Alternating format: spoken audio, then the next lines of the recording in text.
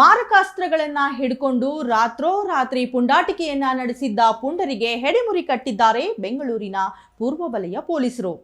S, Ramamurthy Nagar KR Puram flyover ಬಳಿ ಇತ್ತೀಚೆಗೆ ಒಂದು ವಿಡಿಯೋ ವೈರಲ್ ಆಗಿತ್ತು.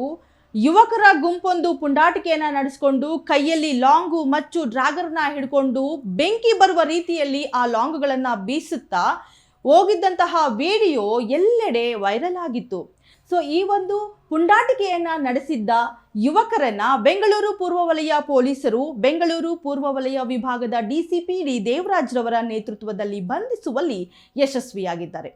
ರಾತ್ರೋರಾತ್ರಿ ನೀವು ವಿಡಿಯೋಗಳಲ್ಲಿ ನೋಡ್ತಾ ಇರಬಹುದು ಯಾವ ರೀತಿ ನಟ್ಟ ನಡು ರಸ್ತೆಯಲ್ಲಿ ಲಾಂಗ್ಗಳನ್ನ ಬೀಸ್ಕೊಂಡು ಸಾರ್ವಜನಿಕರಲ್ಲಿ ಆತಂಕವನ್ನ ಮೂಡಿಸುವ ರೀತಿಯಲ್ಲಿ, ಭಯವನ್ನ ಬೀಳಿಸುವ ರೀತಿಯಲ್ಲಿ ಈ ಯುವಕರು ಪುಂಡಾಟಿಕೆಯನ್ನ ನಡೆಸಿರ್ತಾರೆ. ಸೊ ಈ ಒಂದು ವಿಡಿಯೋ ಸಾಮಾಜಿಕ ಜಾಲತಾಣಗಳಲ್ಲಿ ಫುಲ್ ವೈರಲ್ ಆಗಿದ್ದು ಸಾರ್ವಜನಿಕರಲ್ಲಿ ಆತಂಕವನ್ನ ಕೂಡ ಮೂಡಿಸಿರುತ್ತೆ. ಸೊ ಈ ಒಂದು ಬೆನ್ನಲ್ಲೇ ಪೊಲೀಸರು 11 ಆರೋಪಿಗಳನ್ನ ಬಂಧಿಸಿದ್ದು ಮತ್ತೆ ಕೆಲವರಿಗಾಗಿ ಬಲೆ ಬೀಸಿದ್ದಾರೆ. ಸಾರ್ವಜನಿಕ ವಲಯದಲ್ಲಿ ಬೆಂಗಳೂರು ಪೂರ್ವ ವಲಯದ ಪೊಲೀಸರ ಬಗ್ಗೆ ಭಾರಿ ಮೆಚ್ಚುಗೆ ವ್ಯಕ್ತವಾಗಿದೆ. ಯು ಟೈಮ್ಸ್ ಕನ್ನಡದಲ್ಲಿ ಮತ್ತಷ್ಟು ಲೇಟೆಸ್ಟ್ ಅಪ್ಡೇಟ್ಸ್ಗಳಿಗಾಗಿ ನೋಡ್ತಾ ಇರಿ ಯೂಟ್ಯೂಬ್, ಫೇಸ್ಬುಕ್.